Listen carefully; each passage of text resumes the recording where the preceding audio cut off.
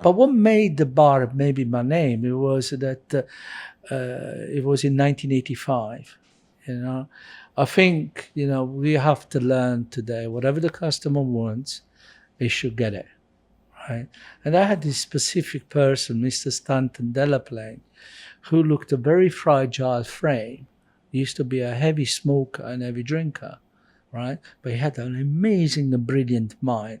I did not know who he was. From the very first day he came and stayed with us, he came to the bar in the afternoon. He used to ask for a martini. He was a 2 martini guy. But he used to ask for his martini very specifically.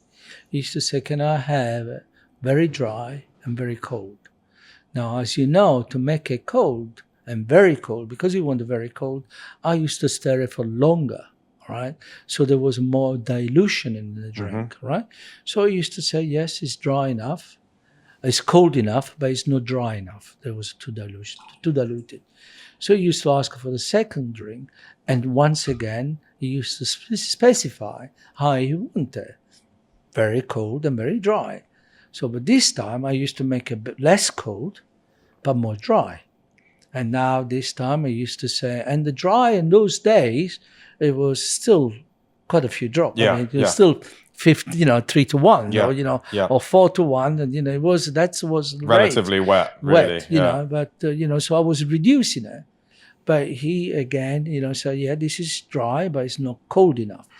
I always say it took God 6 days to create a perfect world. Well, not the perfect world, because I don't think it's the perfect world in these days today. But certainly to create the world. It took me 5 to create the perfect martini. Because from the very first day, I started to think about how can I fulfill, because the second day was the same scenery. But the third day, I started to have a nightmare. And luckily, I didn't have arrogancy about me, because you should never bring arrogance in your bar, all right? Leave it at home, right? It's not about you. It's about the person that you have in front of you. And if somebody's asking you, rum and coke, don't give them the lecture by calling them Cuba Libre, only because you know it. Yeah, right? yeah. Just give them the rum and coke. Yeah, that's what they want. Don't make him feel small, Yeah. And anyhow, so by the third day, I start to have a nightmare. I start to think about how can I fulfill the expectation of this gentleman that every day till now is telling me he wants cold and dry, So bloody hell, So I start to think about it. The fourth day, which was on a Friday, I went down to the kitchen, to the staff canteen, and they were selling fish and chips, right? And you remember the Dash bottle, the Dash malt wine bottle, right? There was a porter that he was very particular how much mulled wine he wanted in his chips. He used to move the chips from the table and pick up the dash, boom, not soak it through the chips. Just one dash and eat the chips. A little bit of some flair. Flair, just. And I thought, oh, now I know how to control my dryness of the vermouth, right? Just dash it. The dasher. So I took that dash bottle and I took it upstairs, washed it. I still remember Wash the vinegar out. Vinegar out. I still remember it had the screw top, the white screw top. Yeah. I know exactly what you mean. Yeah. And so I washed it and I put a dry vermouth on there. Okay, now I know how to control my dryness. Yes. How am I going to make it cold? Now the Dukes, I had the sink where for 12 years I washed my glass. And underneath there was a picnic basket where I kept my ice. For 12 years, I used to lean over the sink to get this bloody ice. That's why I got back.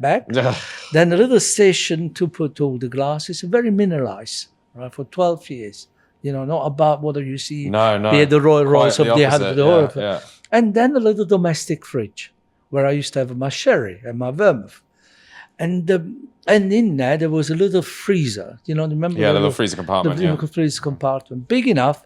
And those days I had a beefeater, because a beefeater used to be the gin. Yeah. And I had a bottle of beefeater, which I put a big enough bottle because it was slim. The Gordon's wasn't fitting in there. Right. So it was a bottle of beefeater and 2 glasses, because he came always for 2 martini. On the 5th day... So you did it specifically for him? Specifically for him. Yeah. Okay, 2 glasses. On the 5th day, Mr. Delaplane came and he asked, may I have a very dry but very cold martini? I said, certainly, Mr. Delaplane. I put ice in a mixing glass, because it was, for me, it was to put the martini in a mixing glass. Remember, the ingredients always been the same. It's the method that has changed over the century. Yeah. Right? To wet, to maybe we lost the orange bitter, but Yes. the two ingredients from the beginning of the 19th century, it was always from the 1920s. It was from gin to vermouth to orange bitter. The orange bitter was dropped.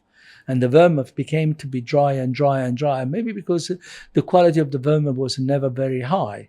So the quality of the gin maybe was be better, right?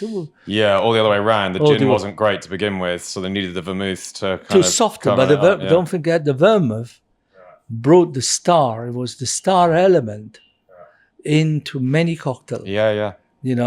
Over 40% of the cocktail that was created on those days, from the 1870s when the vermouth started to really appear, to the 19th. Yeah, I mean, it was all liqueurs and spirits before that, and bitters. The vermouth made it softer. Yeah. All right. And the people wanted the quality of the gin maybe there to hear them more, anyhow. So, I mean, Federico, so we started with this idea, so as I said, he came, so I put the mixing glass with ice on top, inside, but then I took the glass from the freezer, and it was very, very cold. Yes. And appealing cold, because it was frost. Then I took the bottle from the freezer, right? And is he watching you do this, or he can't was see sitting. you do this? He did not see me. He was sitting in his corner. Yeah. Always in the corner, table 6. When you walk in, it was in the corner, and the bar was the little table. It was in his work. So I took I said, what the bloody hell I do this for? Picked up the gin and I poured it straight in. Okay. I was going to say, I thought you were going to pour it over the ice, but you'd stopped yourself. Stopped myself. Yeah. I poured it straight in because it was very, very cold. I didn't want any dilution. Then I put vermouth on top.